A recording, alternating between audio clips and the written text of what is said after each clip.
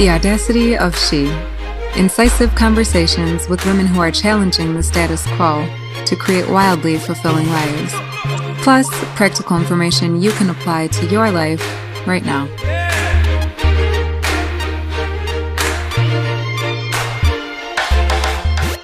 Hi, today we are talking with author and daily life designer Katie Lee. Katie and I met in Todd Herman's 90-Day Year. I discovered that we both live in Minnesota and we have ties to the same small town, Montevideo, that it seems no one has ever heard of. So I started following along with her content. Over the past 2 years, I have loved listening to Katie's perspective and practical tips on designing your everyday life and breaking free from busy. So I asked her to come on The Audacity of She to share. In this episode, we talk about daily life design and how we can use it to live our lives more joyfully. Getting a grip on your everyday life so it doesn't suck. Going against the grain to create your own personal design. Small changes that can change your entire life. And busyness, how to accomplish unbusy when you love all the things in your life, and a lot more. So enjoy the conversation, and I will catch you on the other side. This episode is brought to you in part by Audible. For you, my friends and listeners of The Audacity of She, Audible is offering a free audiobook download with a free 30-day trial so you can check out their service for yourself. I've used Audible consistently month over month to have access to all of my favorite books. To see my recommended list and start your free trial, visit theaudacityofshe.com/books. Again, that's theaudacityofshe.com/books. Katie, hi. Hi. How are you doing? I am doing really well. I've been really looking forward to this conversation, so I'm happy that now is the day. Me too. Me too. Cool. So I think the best place for us to start is I hear that a lot of what you talk about, it has to do with designing your everyday life and with breaking free from busy. So what inspired you to pursue this path? It has been an undercurrent in my entire life, really. So I was one of those little girls who, for fun, liked to rearrange her room and write plans for things and just try different ways of doing things. So that has always just been a part of my personality. But when I started my adult life with my husband, we lived away from our family. So we lived in a different state than we grew up. And it gave us a chance to really experiment with how to do life. We could try different things, we could live in different ways, and we wouldn't get like any flack from our family, or no one would really even know. And so we got this kind of wonderful gift of being able to try out being adults in different ways without anyone commenting on it or getting any feedback. And it allowed us to really figure out what worked for us, figured out what we liked and didn't like. And so that was really the start of this journey of lifestyle design. And it started very personally, just in my own life, in my own marriage. And it just grew and grew and grew into now teaching it. But just from a fundamental level, I believe that when people get a grip on their daily life, when they get a grip on how they're doing everyday life, everything changes for the better. And it is so personal, but it is your life. You know, like these everydays make up your entire life. And so if they suck, if they feel stressful, if they, aren't going well, that's it. That's your whole life. And so I think life change really starts with how you operate day in and day out. Yeah, absolutely. Okay, so let's talk about daily life design. What does daily life design mean to you, and how can we use that concept to live our lives more joyfully? So, for what I discovered when I was first experimenting with lifestyle design is that it is not, or at the time, and this was probably 8 years ago, at that time, it was not commonplace. And so many people I ran into, whether they were family or friends or just new people I was meeting, they just were operating in their daily lives however they were taught or brought up to do things. So if they just did what their parents did, they did what their teachers told them to do, or however they saw the general community doing it, and they never challenged it. And so the thought of even having a daily life design would have seemed very foreign. And so we learned very early on, and I'm really grateful for this, that we're pretty much in control of our lives and we can do whatever we want to. But a lot of that's going to go against the grain of what our parents or society or our community is doing. And so I really look at daily life design as a very personal design for how you move throughout your day. So how do you wake up? How do you do your mornings? How do you do your work day? How do you do that transition from work to home? How do you do your evenings? And every single detail in between. And all of those details add up to you feeling healthy or not, feeling happy or not, having a good mood or not, having strong relationships or not. And so I really saw that all those micro details that go into your day have huge impact on the makeup of your entire life. And so the good part about that is if we are really in control, it should feel empowering because then you can make really small, totally doable, non-threatening changes or non-intimidating changes to how you do things. And that can change your entire life. Yeah, absolutely. That reminds me, I've just picked up this book, The Slight Edge, and it talks about that same concept well, I'm like halfway through the book, but so far it's a lot of it, just these incremental changes day by day and how those change like the trajectory of your entire life. So yes, I believe that to be so true too.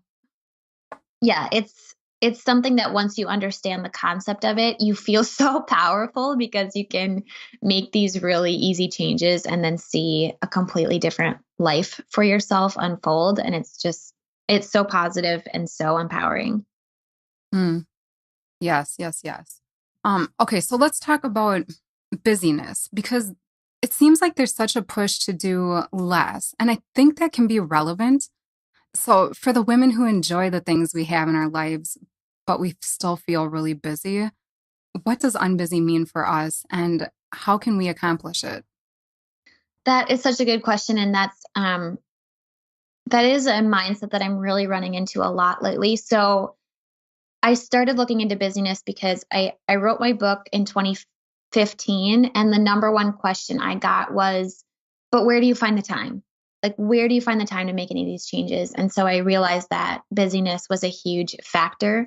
But since teaching about busyness for over a year now, the number one mindset or fear or just kind of skepticism about truly breaking free from busy is this notion of like, but I don't want to do less. I don't want to clear out my life. I don't want to be doing nothing. I like all of these things and I want to go for these things. And so there's this huge disconnect between doing less and that equaling being less or having less or not accomplishing what we're setting out to accomplish. And so one of the first steps in becoming unbusy is breaking free from those mindsets that you don't have to be going and doing 24/7 in order for you to have a fulfilling life, in order for you to accomplish your goals, in order for you to quote unquote, get it all done.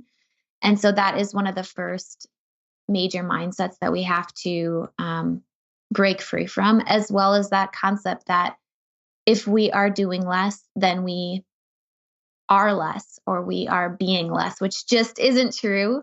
Um, but for a lot of us, it is decades, if not a lifetime, like if for millennials, especially a lifetime of conditioning to be productive all the time, to be accomplishing all the time. And we didn't really challenge that until we got into this stage of our life and realized that that doesn't feel very good. It's stressful. It's often detrimental to our health. And surprisingly, that model for doing work isn't even the most productive way to accomplish your goals.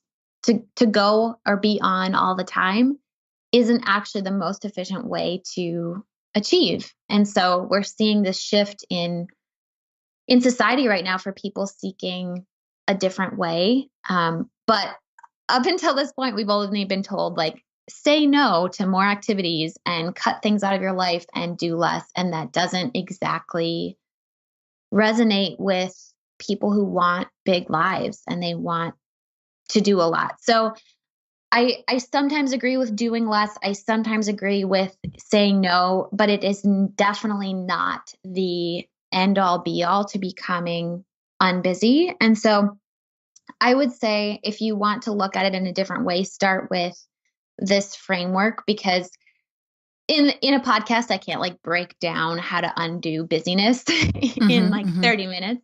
But I go much deeper into it in the stuff that I teach. But here's just a framework for how you can look at how you're doing life and where business falls into it.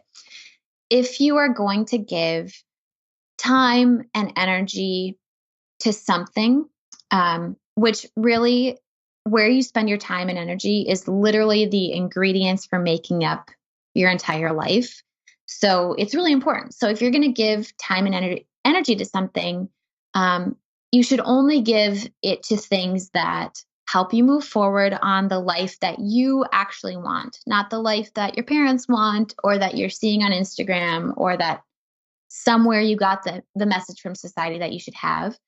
You should only give it to things that move you forward in the life you want, make you happy, or keep you healthy. And everything else is just a part of the trap of busyness that modern society really loves to keep us in. Because when we're really busy, we are not paying attention to what's going on around us. We can't challenge, status quo or systems that are keeping people oppressed or down. We can't get involved in things. And so if where you're spending your time and energy doesn't move you toward a life you want, doesn't make you happy, and doesn't keep you healthy, it's got to go. And I think that is where that doing less comes in, because for me and for a lot of people, when we think of doing less, we immediately go to the fear of like cutting out our favorite activities or just like sitting there absolutely doing nothing for the rest of all time, which does not, resonate at all. Yeah, absolutely. And I know that with my own busyness that I'll find that, like, if I get into that, I like how you call it a mind state, because it really is. And if I allow myself to have too many things cycling in my head, I'll be so not present with my kids, and I may have a whole evening go by like that. And I think, oh boy, I barely even tuned into what was actually going on. Like, I didn't like immerse myself into our environment. So I do think it's just so important for us to realize where we can be more unbusy in our minds. So I love that. I really do. Yeah. And once you recognize what isn't important to you, what isn't contributing to your health, your happiness, or the life that you want, it becomes so much easier and really motivating to just cut that out because it matters so little to you. But when you're trying to just randomly look at your entire schedule and say, like, where can I get back some time? That's not as easy. Sure. Okay. And then I'd like to talk about, you have this hashtag, this is my whole life. So talk to me about that. What does that mean? And how can we apply that to our lives? So it comes from, honestly, like a direct download from the universe or from somewhere. And I got it probably 8 years ago. Just randomly watching like a commercial about texting and driving. And I had this like life moment where I realized that it can all be taken away in an instant. But that's like a morbid way to look at it. But it showed me that like this right now is my life. This, Wednesday, this afternoon, this time is it. And if I don't recognize that, I'm going to spend potentially my entire life waiting for bigger life events and huge trips or big moments before I start to feel happy, before I start to be present, before I start to live fully. And that made me so panicky and freaked out that I had to change. And so this is my whole life really is a reminder to myself. It's a reminder to others that this moment, this day is it. And that can translate into however you want to look at it. It doesn't have to be this big scary thing. But for me, it takes two major forms. The one side is I'm not going to wait for something bigger to be happy. So that means that if this day, if my regular everyday life isn't great, then I need to do something about it because Mm, my regular everyday life is my life. Like that is for most of us, that's how we're going to spend the majority of our years is our regular, you know, daily life.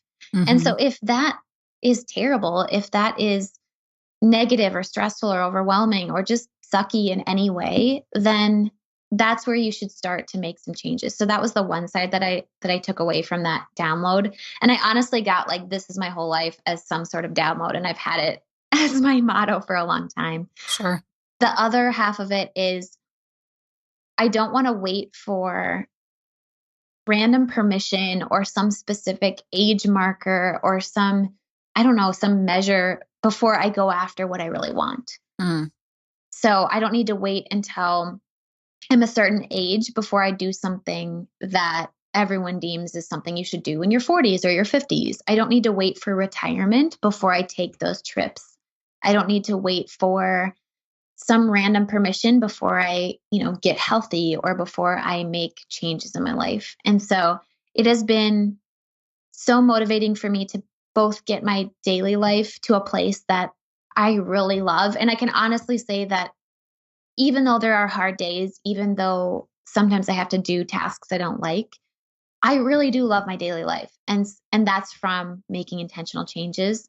But I've also taken those big trips and done things that I think a lot of people hold off until they one day have more time and or until they've reached a certain place in their career or until they're a certain age.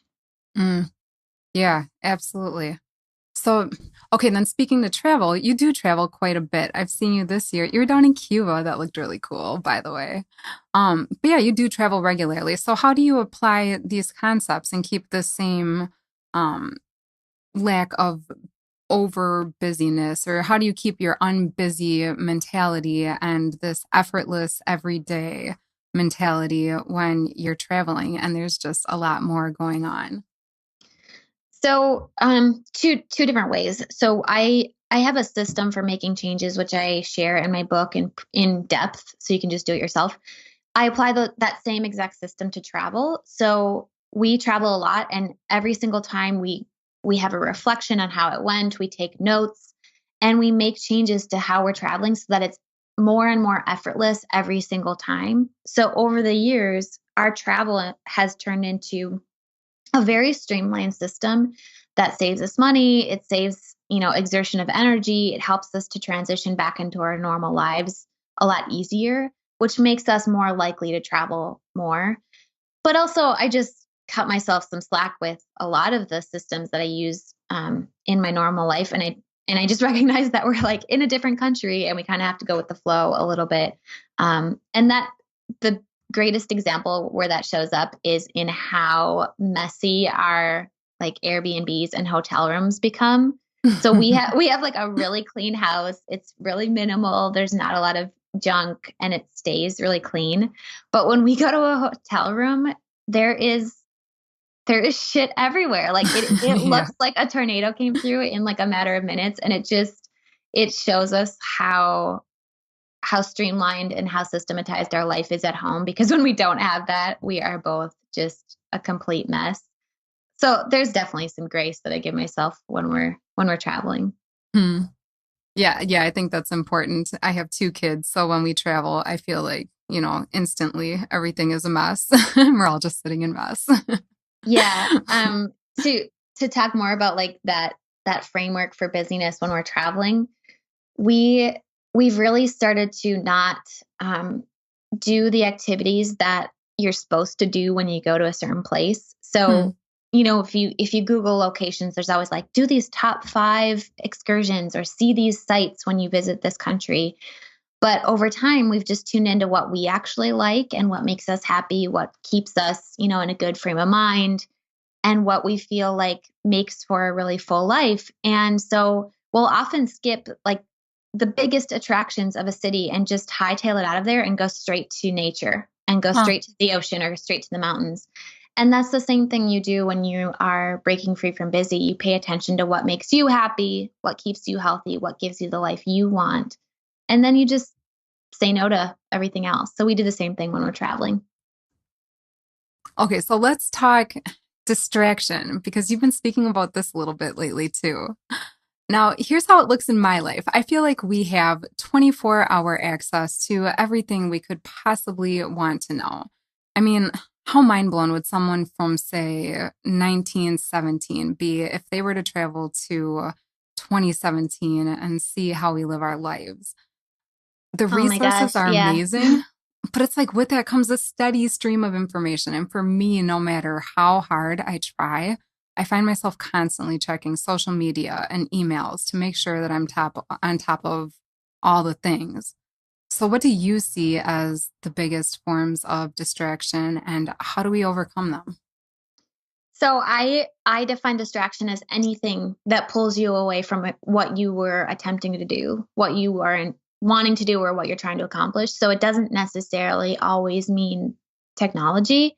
It can mean, a photo on your desk that makes you daydream or triggers you in some way. It can be physical discomfort. If like where you're sitting every day makes you uncomfortable, that is distracting.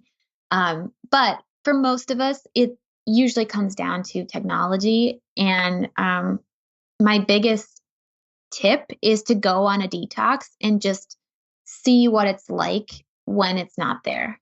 Hmm. Because I never found much success with um, like have trying out, oh, I'm just not gonna check my phone in the morning, or I'm not gonna look at it over lunch, or whatever some new attempt is to minimize my time with a screen. And Mm-hmm. it wasn't until I said I am going to delete Facebook from my phone and I'm not going to go on Facebook for a week that I saw how much it was affecting me emotionally or how much time I was spending on it. But you really have to give it a full week, because if you just do it for a day, it doesn't quite have the same time to like resonate with you and show you the impact it's having on your life. Um, but for any change, whether it's distraction or anything, if you are not ready and motivated to make it, you're just not going to make it. And so I have tried to do a lot of things over the years. I've tried to declutter, I've tried to cut screen time, all of these things. I've tried to stop downloading every new PDF that I find online or read every book that people suggest. And it wasn't until I was motivated to be less busy, I was motivated to tune into what I really wanted and needed, that I had the motivation to stop doing that. So now I remind myself that I have everything I need. I don't need more information. I don't need more resources to do what I'm trying to do. And that has been really helpful for me. Hmm. Okay, so if the distraction is tech, I have an entrepreneurial question because I think most of our listeners are entrepreneurs. So if you have an online presence, how do you manage that for a whole week? Do you delegate or just not post at all or schedule your posts? How do you make that fit within an online focused business? It can really be however you feel is like a responsible way to do it. So if you can schedule your posts ahead of time so they're still coming out every day. If your Facebook feed is what is triggering you, you can block it on your browser and you can remove Facebook from your phone. So when you log into Facebook on a browser on your computer, there is no feed. It is just completely blank. And then you just go to your post and, interact with your audience or respond to comments or however you want to do it. You can let your audience know you're taking a 1 week break. As you've seen, the internet is plenty full, so they will not care if you're gone for a 1 week's time. Um, And they honestly won't know because their feeds will continue to be full. And most of the time people don't even notice that you're gone for a week, because a week in internet time feels like 5 minutes. So you can choose however you want to do it that feels, authentic to you or responsible to you for your business. But for most people, it's not as big of a deal as they're making it out to be. And most audiences would applaud you for taking some time for yourself to figure out, this dance with technology, which is what everyone is trying to do. Yes, I like that. Marie Forleo has done that, like at Christmas time. She'll take like 2 weeks off. It's like, oh, that's so great that she does that for herself and for her team. So yeah. And I'm sure you've had this happen where someone you're following makes a post and it was like, I haven't been on Instagram for 2 weeks, or I haven't emailed you in like a month, and you were like, oh, I didn't even notice. Like they make this big gesture of like coming back after some break, and you honestly don't even remember that they took a break, because we're all wrapped up in our own lives anyways. So it's usually not that big of a deal. Yeah, absolutely. Okay, well, Katie, I think we covered everything I have on my list. Is there anything else you wanted to touch on? No, this was great. I think we covered, everything that is in my world right now. So yeah, I think this was a great conversation. Great, absolutely. Okay, so tell me, for people who want to get in touch with you now after this show, how do we find you and interact with you? You can go to heykatielee.com, and I am Hey Katie Lee everywhere on social media. So Facebook, Instagram, Twitter, Pinterest. And so they can either go to the website or find me on social media. Okay, great. Katie, thank you so much. It was great to have you on. Yeah, this was awesome. Thanks for having me. All right, have a great day. Did today's topic inspire you, encourage you, or challenge you to look at your own processes in a different way? Join us in our Facebook group to continue the conversation. It's where all the good stuff happens after the show. It's theaudacityofshe.com/Facebook. Again, that's theaudacityofshe.com/Facebook. See you there.